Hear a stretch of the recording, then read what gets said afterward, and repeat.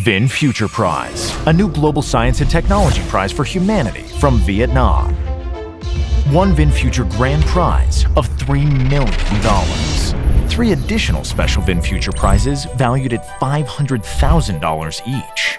Vin Future Prize honors science and technology work that creates or has a high potential to create meaningful change in the everyday lives of millions of people. Join us to make a change for a better future.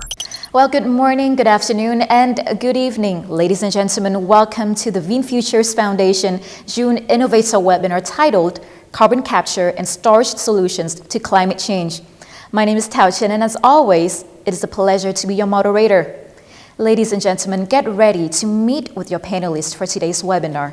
Leading the discussion is our esteemed chair, Professor Daniel Kamen. He's the James and Catherine Lau Distinguished Professor of Sustainability at the University of California, Berkeley, and also a member of the Vin Future Prize Council. We're also thrilled to have Mr. Andrew Revkin as our distinguished speaker. He's the Director of Initiative on Communication, Innovation, and Impact at the Columbia Climate School, Columbia University. Last but definitely not least, we're honored to welcome our special guest, Professor Kim Oanh Nguyen, Emeritus Professor at the Asian Institute of Technology. But that's not all. During the webinar, you will have the opportunity to meet with even more panelists and speakers who will be revealed later on. So make sure that you stay tuned and keep watch. Right now, we're facing a man-made disaster of global scale. Our greatest threat in thousands of years, climate change. If we don't take action, the collapse of our civilizations and the extinction of much of the natural world is on the horizon. All of human activities at the moment, collectively each year, put about 50 billion tons of carbon dioxide up into the atmosphere. So now, what we have to think about is going back, pulling CO2 back out of the air. But there's another more heartening reason why we need carbon removals. They also give us a chance, our only chance, not just to stop the problem getting worse, but to make it better. We can take our historical emissions out of the atmosphere. We can clean up the mess we've made, and we can give our world a chance to heal. The latest InnovaTalk webinar is titled Carbon Capture and Storage Solutions to Climate Change. It is high time you joined us in this vital discussion that opens doors for the fight against climate change. The webinar will be chaired by Professor Daniel Kamen, James and Catherine Lau, Distinguished Professor of Sustainability at the University of California, Berkeley. He is also a member of the Vin Future Prize Council. This webinar will also feature Mr. Andrew Revkin, Director of the Initiative on Communication Innovation and Impact at the Columbia Climate School, Columbia University, as one of the highly acclaimed scientific journalists in the United States. Mr. Andrew Revkin has devoted over 35 years to writing on climate change-related issues, including Hurricane Katrina, the Asian tsunami, and the battle for the Amazon rainforest. His book, The Burning Season, which chronicles the life of Chico Mendes, the leader of the Amazon rainforest conservation movement, served as the foundation for the HBO series of the same name. This adaptation received 3 out of 4 Golden Globe Award nominations and 2 Emmy Awards. And our representative from Vietnam is Professor Kim Oanh Nguyen, Emeritus Professor from the Asia Institute of Technology. She is one of the top 2% most cited scientists globally in the field of meteorology and atmospheric sciences, and has received numerous awards and prizes, including International Best Journal Paper Awards and recognitions from Better Air Quality conferences, with valuable information to be delivered during the webinar, and a lineup of exceptional speakers. This is your opportunity to join the fight against climate change. Join us on June 28, 2023 for the Carbon Capture and Storage Solutions to Climate Change webinar hosted by the Vin Future Foundation. Please join me in welcoming our chair for today's webinar, Professor Daniel Kamen. He's the James and Catherine Lau Distinguished Professor of Sustainability at the University of California, Berkeley, and he's also a member of the Vin Future Prize Council. Without further ado, I invite Professor Kamen to the virtual stage. I'd like to thank everyone for joining us. I'd like to thank the Vin Prize Council. I'd like to thank the Secretariat team. In particular, I'd like to thank my old friend, Andy Rivkin, for agreeing to speak on this topic.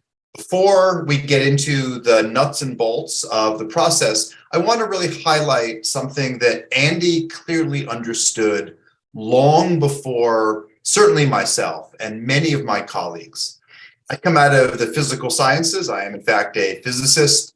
And as I became more and more interested in energy over 3 decades ago, to me, the path seemed simple. It seemed that you innovate, you work on new exciting science, technology, and engineering to address the problem at hand, be it space flight, be it cosmology, be it climate change, and then the rest of the process takes care of itself. Good ideas bubble to the top, and they win out over time. And that's something that is very much ingrained in my scientific training. But from the first time I met Andy, it was clear that he thought about this problem very differently. Andy has done award-winning work, as you saw in the introduction, on science journalism. He was the key reporter on climate change for many decades at the New York Times. His trips to the polar regions, long before they became popular ecotourism today, highlighted people to the dangers that we now see with massive overheating at the poles and huge damages. But more importantly than all that, Andy recognized that climate change is inherently not a challenge of science and technology. It's not about the best, latest solar panel. It's not about the best technology for energy storage or carbon capture. It's about the collective understanding that we need that in the Anthropocene, we are now acting on the climate in ways that generate the climate acting on us. And that's not a technical problem at its heart. That's a communication, that's a social problem, that's a problem of vision, of empathy, of environmental justice, and above all, of meeting people and understanding them from where they come. That is not what scientists are trained to do. And so the critical thing I hope you'll take away from this talk, more than the substance, is the multiple approaches that Andy has taken in a world-leading way to understand where people come from, how they think about problems, and how we can act differently. And if we don't take up Andy's messages at breakneck speed, we have no chance to deploy the latest, coolest technologies. Just before I pass it over to him, I just want to highlight a quote from a famous American writer, candidate for governor. And that quote, I hope will stick with you. And that is, it's difficult to get a person to understand something when their salary depends on them not understanding it. And more than anything else, I think Andy has opened the doorways to understanding for those who are true believers and those who hold out despite the facts. So I very much appreciate the time I've been able to spend with Andy in Paris, in Rome at the Vatican, and you'll see images of some of these things in his talk. And just thank you, and please listen hard, absorb, and be ready to talk, because this is a rare chance to talk with someone who, before any of us understood the value of communication, is really the value of solution. So Andy, thank you and welcome to the stage. So I'm going to very briefly take you through my learning curve. Hopefully you're seeing my screen now. And this is a little bit of my journey. I've been, as you heard, from the Amazon rainforest to the North Pole to the Vatican. And it's been an amazing journey. One of the great privileges of journalism is being able to get around this world. 1988 was when I wrote my first cover story on global warming. That was the year James Hansen testified before the US Senate. That was the year the Intergovernmental Panel on Climate Change was formed. And I was a youngster. It was literally half a life ago. But it was complicated. The back cover of our magazine, which had global warming concern on the front cover, had a cigarette ad, which tells you right away how complicated this communication environment can be. I spent 21 years at the New York Times in different capacities, 14 as a reporter, and then the rest as a commentator. And it took me everywhere. And it took me to the most important part of this story, which is the social climate, as Dan was saying. And as you probably know, if you don't understand people's concerns and needs and behavioral norms, you're not going to make much progress. It's not just about the science. And humility is important. I wrote that story in 1988, and this is where we get to carbon removal. You can see the curves. This is the Keeling curve. This is the emissions and concentration curves for carbon dioxide, the main greenhouse gas, have continued to rise. No matter how many stories I've told, no matter how many secretaries general admonish us to get busy, energy needs still dominate climate concerns.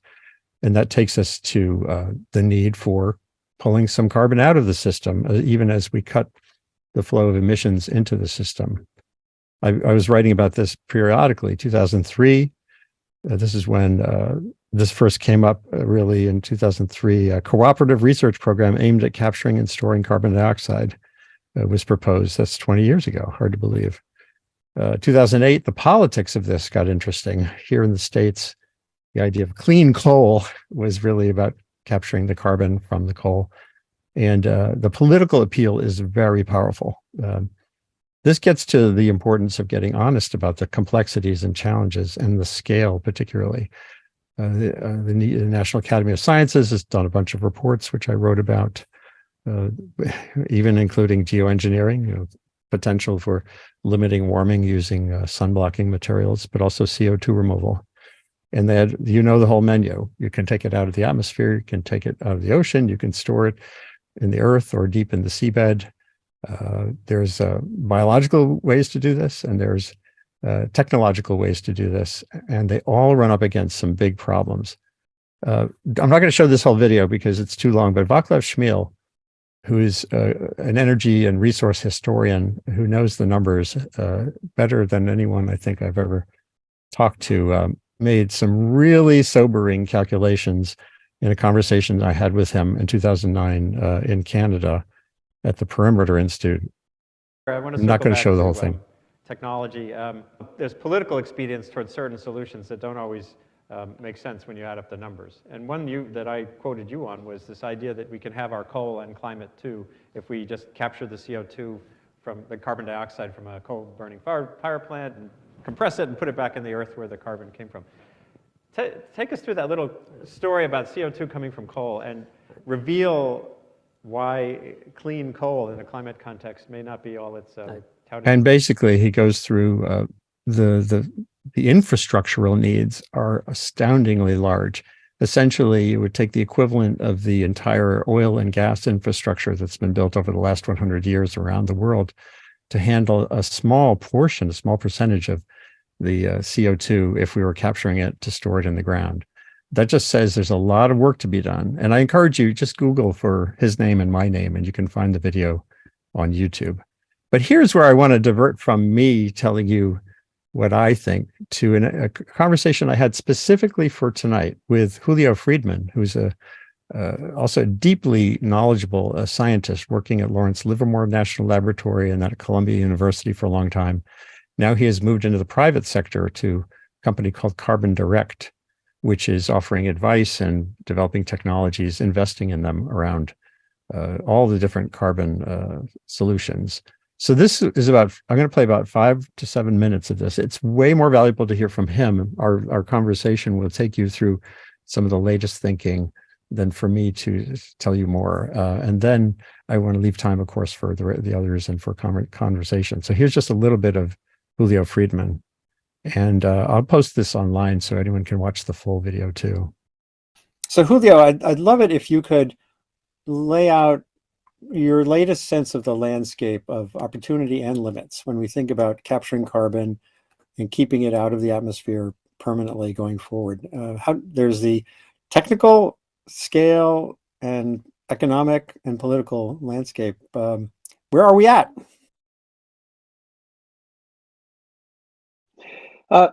We have begun our global journey seriously now on carbon management. That comes in two forms. One is keeping CO2 out of the air and ocean. The second is pulling CO2 out of the air and ocean. And that breakdown has been clarified greatly by the recent IPCC reports, in particular the summary reports and Working Group 3 on mitigation. They recognize that to hit any substantial target, whether it is a 2030 target, a 2050 target, or the end of the century, you simply need a lot of carbon management. It is also made clear that that now includes both capturing CO2 from point sources, things like steel mills and power plants and cement kilns, as well as removal of CO2 from the air and oceans using many means, ranging from trees to direct air capture systems to biochar and everything in between. In part, this just reflects the harsh arithmetic of climate change. Now we see that we are just burning through the carbon budget, literally, and that means that we simply must do more to manage carbon dioxide directly. Building renewables is critically important, but simply not enough to get us where we need, when we need to be there. This now looks like a couple of different things.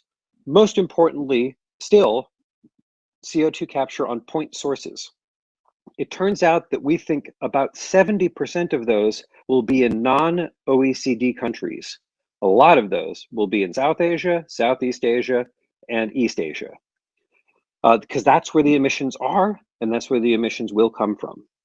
It is also true that the majority of those projects will not be on power systems. A lot of those will be on heavy industry, things like fertilizer plants, chemical facilities, and again, steel, cement, aluminum, these kinds of things. There has been a growing recognition among the science and climate community about how important the industrial emissions are. And some of those emissions can only be managed by carbon capture, most notably from cement kilns. We simply don't have another technology option to get that CO2. That CO2, just the byproduct of cement emissions, is a 3%. That's more than planes. That's more than ships. That's more than fertilizer. It's a lot. And so we just need that technology. Thankfully, the costs have already come down a lot. Over the past 10 years, the costs have dropped about 50%. That means that it's in the range of what politicians are now prepared to support in terms of incentives or mandates. We are also building out the infrastructure for CO2 storage. We've assessed where you can store CO2. It looks like we have about 10 to 20 trillion tons of capacity in general storage sites, mostly saline formations. These are places where there is not oil and gas, but will still hold CO2. And we now know that those systems can hold CO2 for many hundreds or thousands of years for sure. There's just no risk around that we do not understand. In looking at the split between industry and power, in places where we are building a lot of coal-fired power plants still, places like Southeast Asia or South Asia, it is the expectation that we will capture CO2 from some of those. Some of those plants will be shut down prematurely, but not all of them. And so for some of those plants, we're probably going to need to capture and store CO2. To do that will require a build out of infrastructure, CO2 storage sites, pipelines, these sorts of things. And in fact, some places, for example, near Mumbai and Ahmedabad, are well configured to store CO2. The same thing is true in places like Malaysia and Indonesia. We are also now, as I'd mentioned before, recognizing that we just need to remove CO2 from the air and oceans. Some of that will be done through a voluntary carbon market. And we see a number of initiatives growing around the world, including in Indonesia, where the voluntary carbon market can play a role in carbon management. Some of that may be done through reforestation or avoided deforestation, but a lot of it will be done with these novel technology pathways. And some of that will be done in soils, but some of that will be done with things like mineralization, direct air capture, or the production of bioenergy with carbon capture. And we are starting to see those projects appear.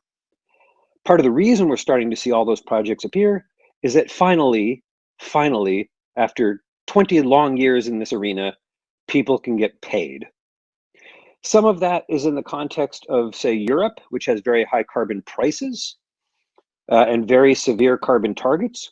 They're using those severe carbon prices to pay for infrastructure developments like offshore storage and CO2 pipelines through the innovation funds or common infrastructure funds.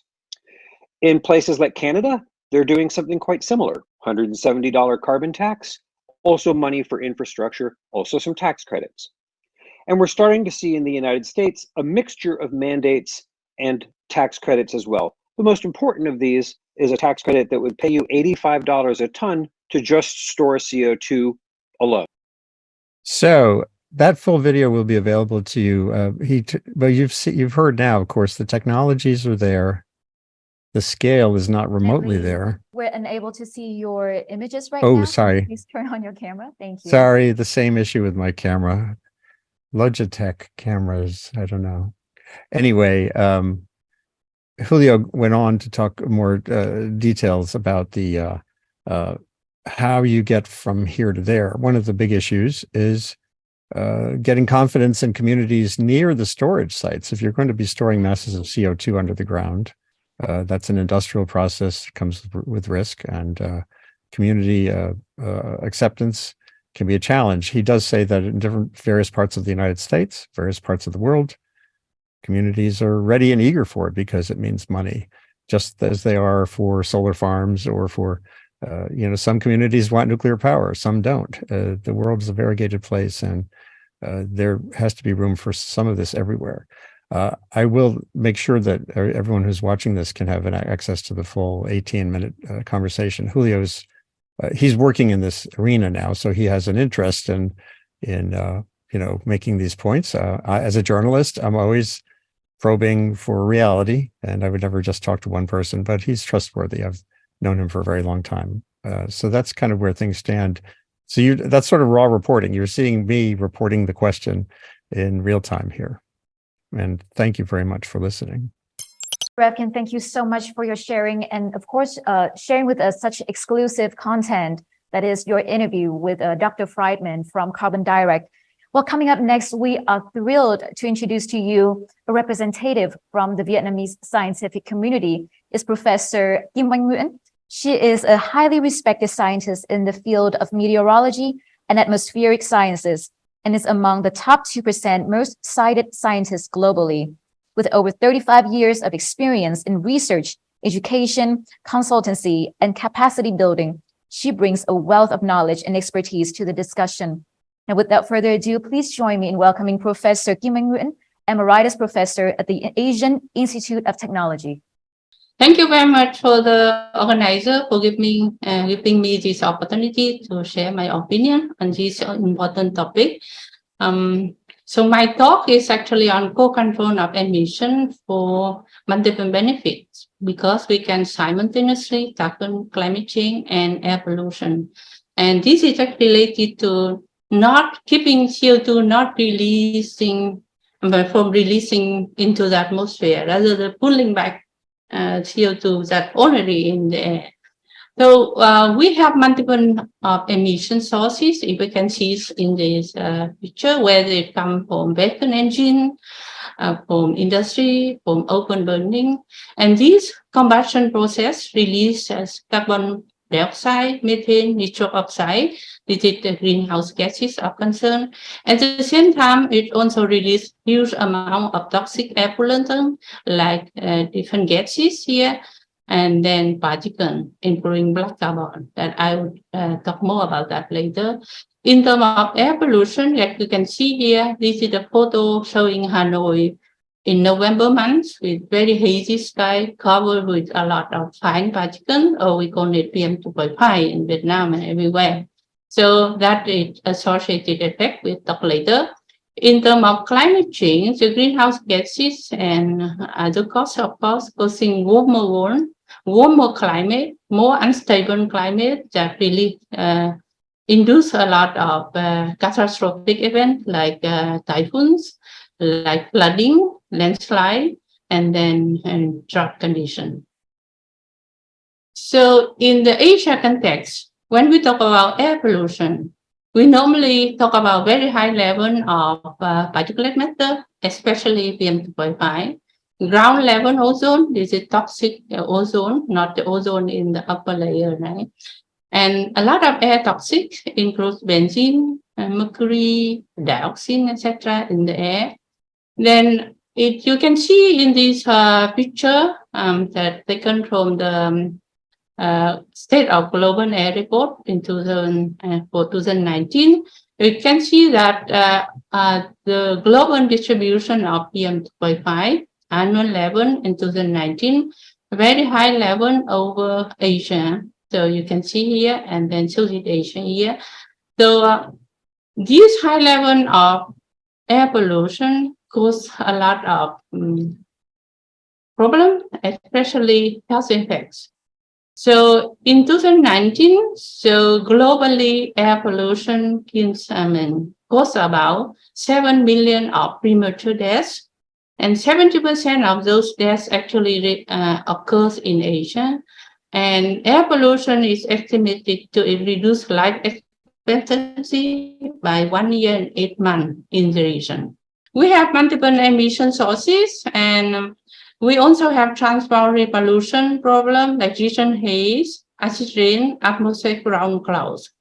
In terms of climate change, Asia are the last emitters of greenhouse gases, and we are very vulnerable to climate change. Like we have large population, less development level, and we also have a lot of low-lying lands, long coastal line, and we suffer from a lot of extreme events. That's why when we have to address these emission sources, if we consider the co-benefit for climate change mitigation and improve air quality, we would have cost-effective solution. So when we talk about co-benefit, we normally talk about short-lived climate forces. So these here in this lower corner, their atmospheric lifetime is a few days to a few months, and they are toxic air pollutants. And at compared to CO2 that present in the atmosphere for 100 years or so, they are actually short-lived.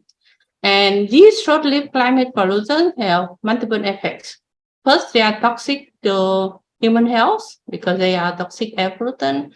They are phytotoxic. It means they are toxic to plants that affects the ecosystem and agricultural crops.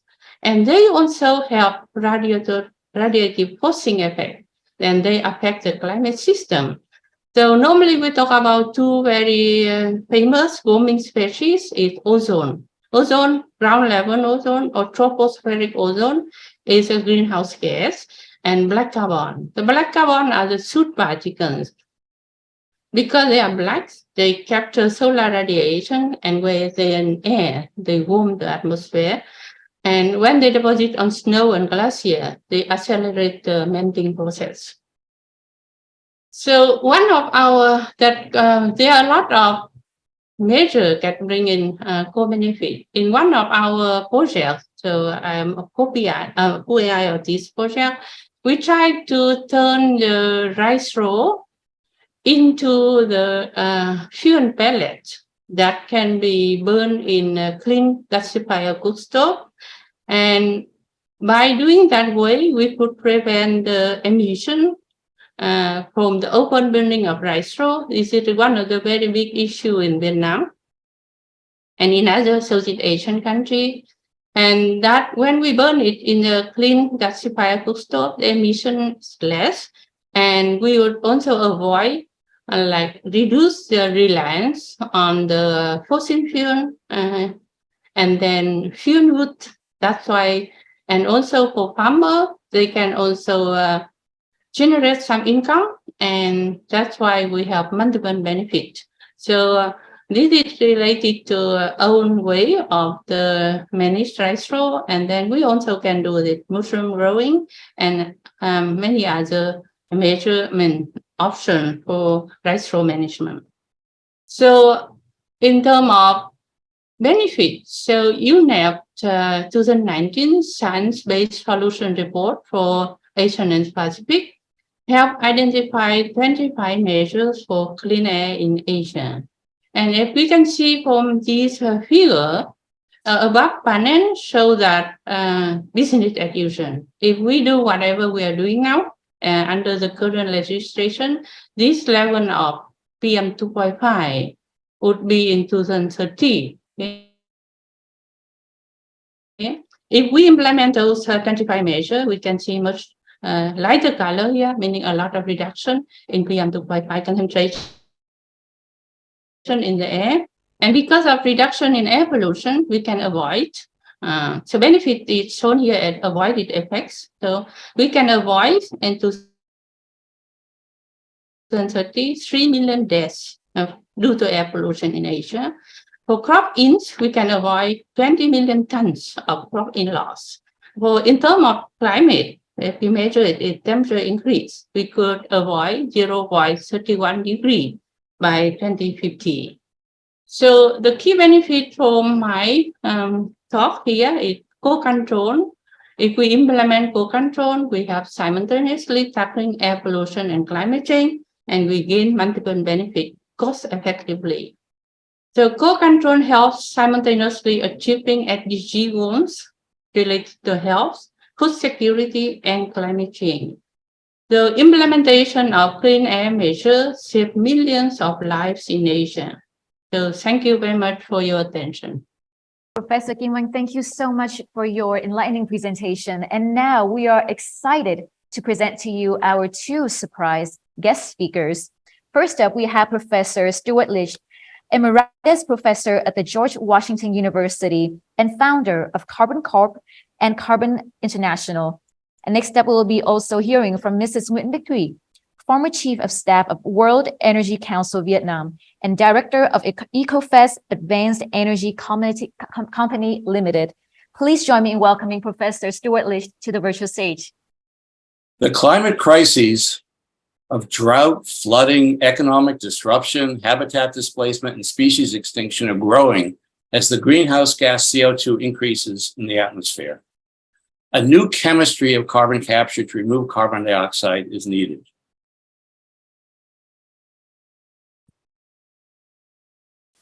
As a program director at the U.S. National Science Foundation, we released a report on the state of the art of carbon capture back in 2008. And at that time, it was grim.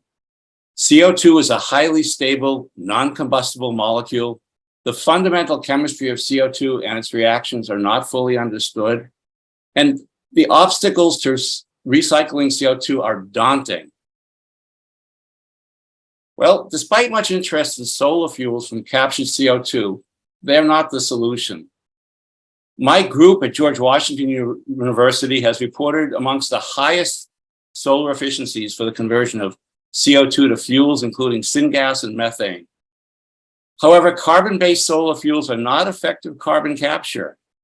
They do not capture the carbon. The greenhouse gas CO2 is again immediately released when the fuels are consumed. They're not valuable. They don't cover the cost of carbon capture. A new chemistry was required that produces a valuable, stable product from CO2. The CO2 chemistry, called C2CNT, efficiently splits CO2 into pure carbon. But the carbon is in a very special form, various pure shapes of graphene. Graphene is a two-dimensional manoscopic plane of carbons with extraordinary strength and unusual conductivity, electronic and catalytic properties. Concentric spherical shells of graphene are the zero-dimensional material nanoonions. Concentric cylinders of graphene are the well-known 1D material carbon nanotubes. Carbon nanotubes are the strongest material known. A small addition of CNTs can add substantial strength to common materials. Using nanographenes from CO2, composites lower the carbon footprint of cement, plastics, textiles, and rubber. For example, cement has a large carbon footprint, as has been mentioned. With addition of a small fraction of CNTs, it's stronger, requiring less cement, lowering the carbon footprint for the same purpose. C2CNT comprehensively removes CO2 over the full scope of carbon capture. In scope 1, C2CNT eliminates direct emissions, such as from industry. 4 tons of CO2 are eliminated for each ton of nanographene product. Consumer products contribute to CO2 indirect emissions through their use and disposal. We're all familiar with lighter weight, stronger carbon fiber athletic equipment or planes. Nanographene composite products are even lighter and stronger. In scope 2, nanographene composites reduce CO2 from the entire array of consumer and construction products. And while we're involved in Scope 1 and Scope 2, C2CNT also removes CO2 directly from the air without pre-concentration. Scope 3 is still being scaled up, and it's the C2CNT direct air capture. We made the statue shown using CO2 from the air. Nanographene's high value, much greater than $10,000 a ton, and superior properties incentivize large-scale carbon capture, and that's what we're starting to do today. A 7,500-ton C2CNT plant called GC3 is moving forward to transform flue gas CO2 from an electrical natural gas power plant in Edmonton, Canada, and C2CNT cement and rubber plants are planned. With the C2CNT chemistry, CO2 is absorbed either from industry or from the air into melted carbonate. Electrodes sit in the melted carbonate, and electrical current splits the CO2 into 17 unusual allotropes of carbon, such as conventional CNT, magnetic or helical carbon nanotubes, nanoonions, and nanographene scaffolds. The molten carbonates are selective for CO2. They do not dissolve nitrogen or oxygen. Transition metal nucleated transformation of CO2 into graphenes occurs. With this simple reaction, CO2 transforms to nanographenes and oxygen. A selected few of our studies describing the new C2CNT chemistry are shown here, and it's accompanied by a growing list of over 100 patents and patents pending. I wish you all best wishes for a lower carbon future, and I thank you for your attention. Now, before we move on to the Q&A session, I would like to wrap up the individual's presentation by inviting back our panelists. That includes our chair, Professor Kamen, our distinguished speaker, Mr. Ravkin, and our two special guests, Professor Kim Wang and Professor Stuart Licht. This part, which we call the panel reflection, is going to last around 5 minutes for our panelists to make any final remarks before we move on to other segments. I'd like to start with just a quick question to Mr. Rivkin, and that is that from the work taking place on carbon capture to the sort of more complex issues of bioenergy, to what Stuart highlighted, to what our Vietnamese colleagues highlighted, there's this tension between the necessary scientific complexity and the need to communicate to the public what are the options and alternatives. And I'm wondering, what are any of your insights or recommendations for how to balance that? You don't want to simplify things too much. You don't want to present the full scientific complexity. How do you navigate that path to make the complex approachable and to keep the science we need to do sort of in place as part of the dialogue, but not the only dialogue? Well, one of the presentations earlier made a key point about co-benefits. And that is crystal clear to many people in the public. The conventional pollution from power plants and other industries can exact a terrible economic cost and public health cost, which are intertwined. So anytime you can package something like CO2 removal with a guarantee that you're also cleaning up the technologies in other ways can be beneficial. The other thing, of course, with all of these questions is there's no single answer. The world is variegated. The answers in Vietnam will be different than the answers in Hyderabad in India. The answers there will be different than in the United States. And even in the United States, the answer is different in Texas than it is in New York. New York banned fracking, which is a very similar technology. It's just getting something out of the ground instead of putting it in the ground. Texas went all for fracking. Georgia, there's states that are for nuclear power and states and advancing it and states that aren't. So knowing the local context is critical. Knowing the regulatory context is critical. Sometimes the politics can get challenging, certainly in the United States. And I'm sure it's the same questions come up in Southeast Asia and elsewhere, unless, in areas where there's an authoritarian government, things can happen that may not be the best. That's not the way you want to get this done necessarily, because we all here believe in the importance of democracy. So it's not like a better story. If I tell a better story in the New York Times or Discover magazine, it's not going to solve this problem. It's a multidimensional listening, and strategies are really important. Co-benefits is a really important pathway. Oh, thank you so much. I think we received a question in the chat. I'll paraphrase it. I think I'm just going to pick one of the two, just in the interest of time. But the question is, what about nature-based solutions? What about reinvesting in forests, in kelp and mangrove swamps, in smart agriculture compared to the industrial carbon capture and use? And in the meantime, we would like to invite you all to keep watch for a short video on how to submit your nominations to the VinFuture Prize.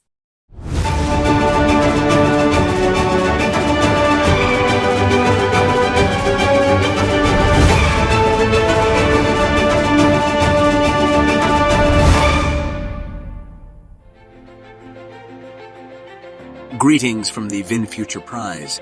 Please find instructions for the nominator following these steps. To begin, you can access the nomination portal at online.vinfutureprize.org/nomination. Alternatively, you can scan the QR code on the screen to open the nomination webpage. On this webpage, you can download the instructions and the endorsement letter template. In the instructions, you will find the complete nomination form where you can draft the nomination at your convenience. Afterwards, you can copy and paste draft into the online portal. Please click on Sign Up, and upon successful registration, you can simply use your ID and password to log in. After logging in, please click here to start a new nomination form. Subsequently, you can see 7 content tabs on the nomination form to begin the nomination process. On the first tab, please select the prize category as well as the type of nominee, whether it is an individual or a group of nominees. Then, click the Start button to proceed to the second tab, and we would like to draw your attention to tab number 5 and tab number 7. On tab number 5, your evaluation, you are invited to give your evaluation of the nominee's invention, including its groundbreaking discovery, scientific fundamental knowledge, specific approach, uniqueness, and advancement. Additionally, you are required to clarify if the invention can be transferred to a product and highlight its most significant socioeconomic impacts. This includes the number of beneficiaries, such as people, countries, and continents. Please explain how you believe this invention has or will potentially transform the everyday lives of millions, if not billions, of people. Next, please provide information on the history of the invention, such as when and how it started, and who else, except the nominee or nominees, was involved in initiating or contributing to the invention. About tab number 7, supporting documentation and evidence. There are several important documents that the nomination portal and form require. We would like to draw your attention to 3 critical items. The first one is the CV of your nominee, or the CVs of your group of nominees if you are nominating a group of people. The second important item is the endorsement letter. 3 endorsement letters are strongly encouraged, but 1 is mandatory. The third one is the additional form of nominees. Please provide as specific information as possible. Additionally, you are strongly encouraged to include any valid intellectual properties, publications, patents, or other supporting documents that provide evidence for the nomination. Finally, after filling out and providing all the content in the 7 tabs, please click on the Submit button at the bottom of the page to submit your nomination.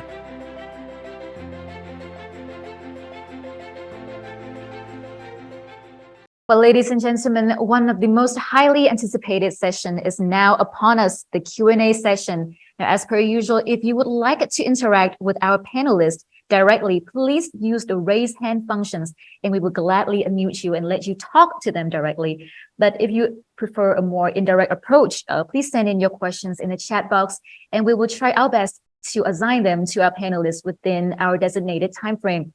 we actually received signals from two members in the audience today who would already like to interact with our panelists. And the first one is Ziji Young. I hope that I'm not butchering that name, but we're receiving the signal from you that you would like to interact with one of our panelist member. Do we have Mr. Ziyi Zhang in the audience member today? Hello, my name is Yi Zhang. I come from Guangdong Technical Institute. Recording stopped. Israel. Recording in progress. Technical campus in China. My question is one of the professors gave very interesting talk. He prepared the graphene from the carbon nanotube, from the carbon dioxide. But my question is, yes, this might be good to make some of the profit.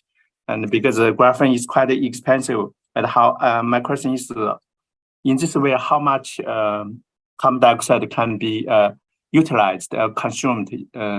Because probably the graphene demand, the market demand is not very large. This is my concern. From carbon dioxide to methanol, then from C2 olefin, this kind of the product, it's a huge market there.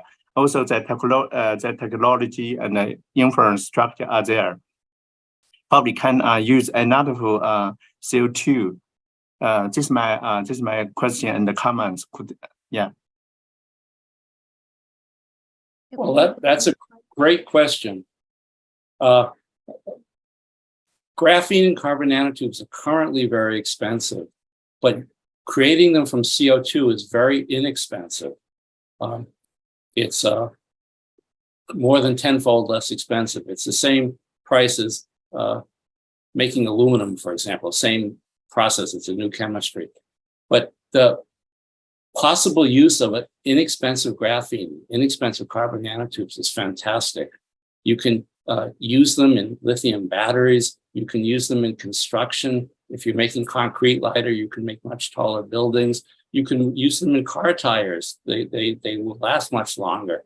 There are very, very large scale applications of plastics. And all of these, when they're used in them, they also reduce the carbon footprint of those materials because you need to make less of them. So a little bit goes a long way. And we're anticipating that with this major reduction in price, that when these materials are made from CO2, we have a marvelous material to capture CO2 in and permanently store it. Well, thank you so much for sending in your questions, and thank you to Professor Leach for addressing them. And the next signal that we received is from another audience member whose name is Nguyễn Việt Luong. Do we have Nguyễn Việt Luong in the audience member right now? And who would you like to address your questions to? Would you please send in your questions right about now? Okay. I send this question in the chat book. And the question is answered in chat book. Could you please maybe repeat it for our panelist member to once again be aware of it and maybe address it for you? Okay, it's I can give a question now. What do you think about nature solution is to problem carbon store and carbon dioxide sequestration, including in the emission value also? Example for planting tree in the developing forest in sustainable. This is my first question. In the question 2, is how the solution by scientific method is modern tool, to control and manage carbon store and carbon dioxide value, including its emission for every country. Example is like using some remote sensing data. Yes, I have 2 questions like that.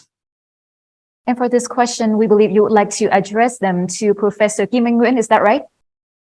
I'm not sure if it addressed to me, but yes, in general, nature-based solution that also mentioned earlier by Stuart, and others that also using the planting tree, it's already implemented and it's very good. It's good for environment and it's good for climate.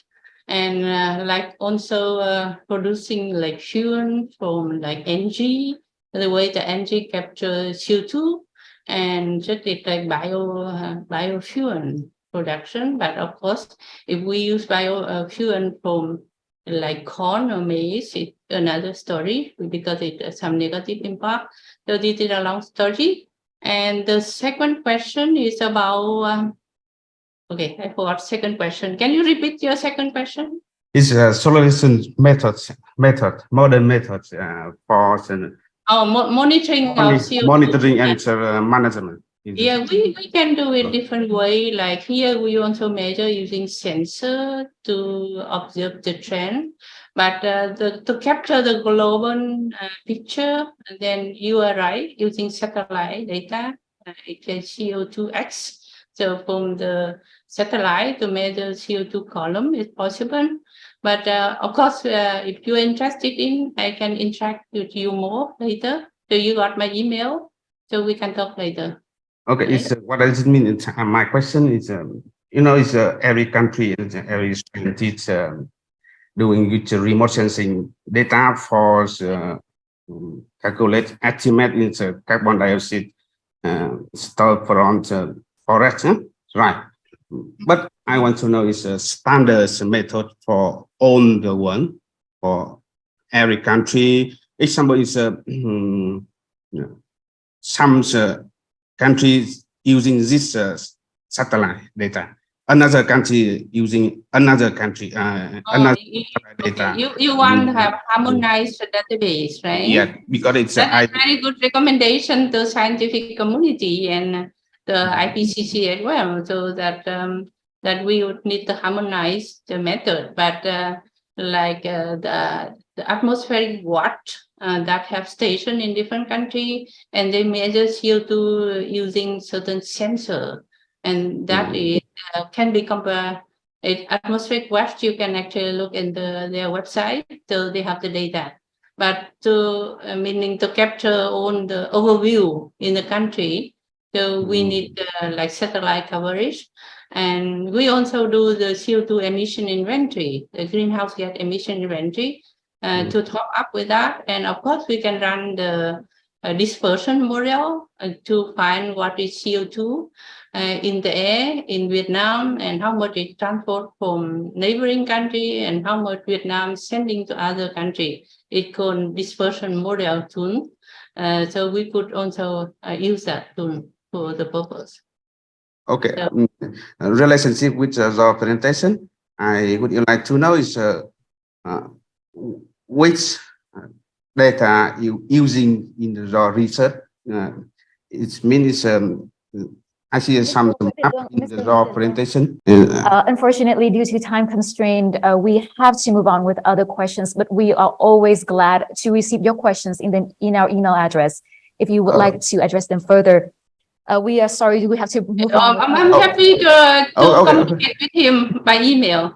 Thank you. Okay. Thank you so much, Okay. Professor Kim, Okay. for Okay. Thank you, Professor Kim. Thank you for sending the questions, Mr. Luong. Okay. Thank you. The next question is actually addressed to our chair and our distinguished speaker, Professor Kamen and Mr. Revkin.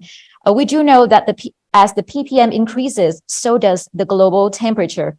However, we don't know the critical CO2 ppm threshold that would trigger catastrophic damage, according to NASA. So what are your forecasts on this? I put an answer in the chat, but I'll repeat it. The biggest risks in the climate system, when it's forced this way by our emissions, are going to remain deeply uncertain for a long time to come. I've been writing about this for 35 years. I am certain that this will remain uncertain. There's no simple answer to that question. Some people say, oh, that means we shouldn't do anything, but that's not the way risk management works. If you look in the chat, folks can see I've written about deep uncertainty, decision-making under uncertainty quite a bit, and I'm happy to follow up with folks on that. It's every reason to act. We don't know this. You hear a lot of talk of tipping points and the like. Most of them are still putative, and that's and that doesn't mean you don't do anything. It means you get very busy. Yeah, just to add to what Andy said, and I've written a book called Should We Risk It on this topic, and I would urge people actually not to think at all the way the question is phrased. The idea that a certain tipping point is the target that we must avoid, I think is really a worrying way to think about it.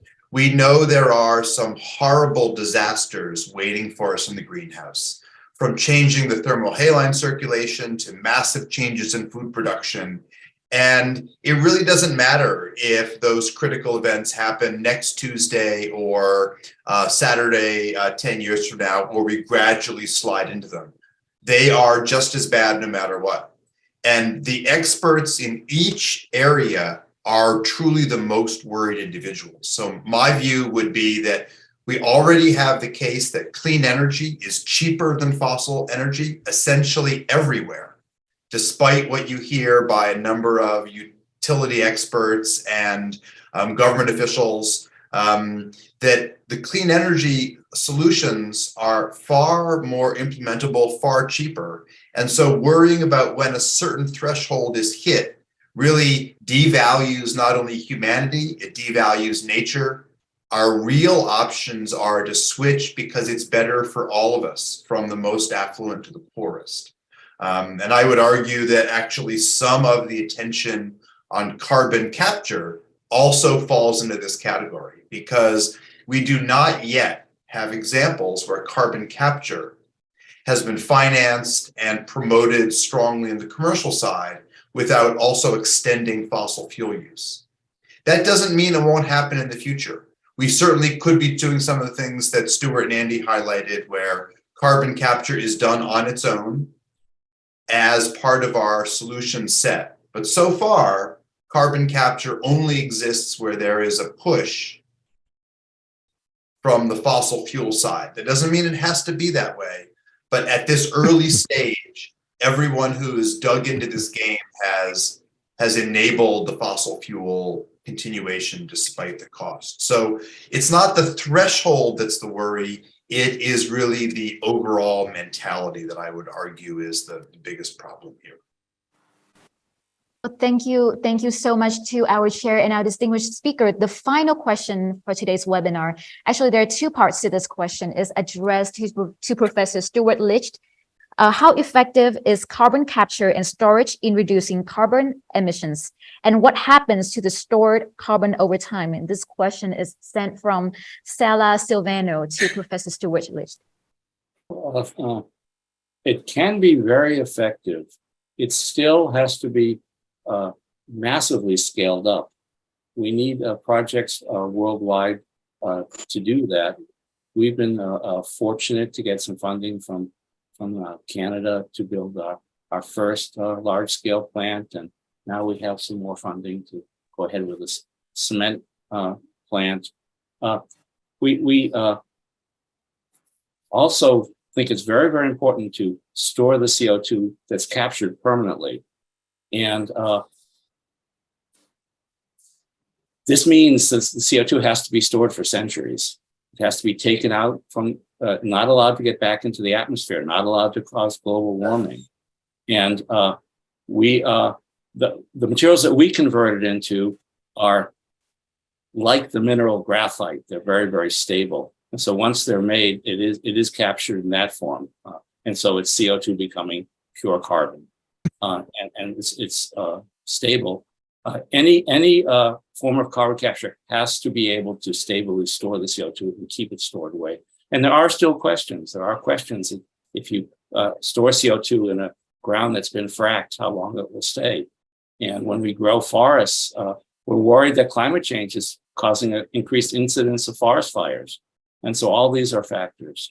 Yes, we need to store the CO2 in a stable manner, remove it from the carbon cycle. Thank you so much to Professor Licht. Unfortunately, due to time constraint, we will have to wrap up today's webinar, and the Q&A session has officially concluded our webinar today. We would like to express our deepest gratitude to our panelists for today, including Professor Daniel Kamen as our chair for leading today's webinar, and of course, our distinguished speaker, Mr. Andrew Revkin, for gracing us with your presence, and most definitely our lineup of special guest speakers, Professor Nguyễn Thị Kim Oanh, Professor Stuart Licht, and Mrs. Nguyễn Thị Bích Thủy, for joining with us today.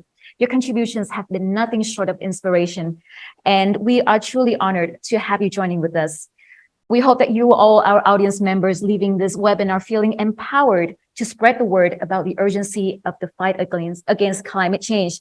Now, as we come to the ends of today's webinar, we would like to have just this moment captured with all of you by taking a group photo. It is not every day that we get to join such an esteemed panelist, such as today's webinar. So if you could all turn on your camera, and I will be starting the process to count down. Let's all look at the camera and let's give us the biggest smile. All right, I'm seeing the cameras are being turned on right now. Okay, I will start the progress of counting down, and let's all give us this big smile. Okay, 3, 2, 1. All right, thank you so much. And once again, our heartfelt thanks and appreciation to everyone involved. Thank you so much and goodbye. Good night. Good night. Or good morning. Take care. Thank you all. Xin chào.